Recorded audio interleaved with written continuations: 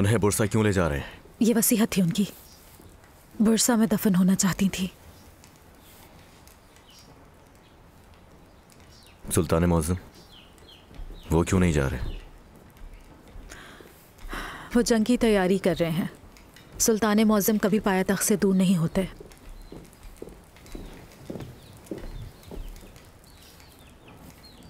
आज मैं दर्स में नहीं होऊंगा, सोग में है हम। मैं बताने आया हूं कि ये सोग का नहीं, इंतकाम लेने का वक्त है शहजादे। कैसा इंतकाम? हुमा खातून को किसी ने जहर देकर हलाक किया है शहजादे।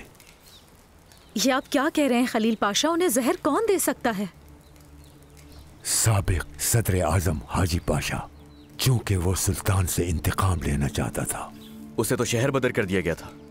नहीं गया, वो सुल्तान की रहमदिली का नाजायज फायदा उठाया उसने। क्या सुल्तान मुअज्जम को मालूम है ये सारी बात? सुल्तान मुअज्जम सोग में है। उनके बड़े शहजादे की हैसियत से आपसे दरखास्त करता हूं कि यह काम आप खुद अपने हाथों में लें। कहां है वो बदजात खिंजीर? शहर के शुमाल में। हमें उसके ठिकाने का पता चल गया है।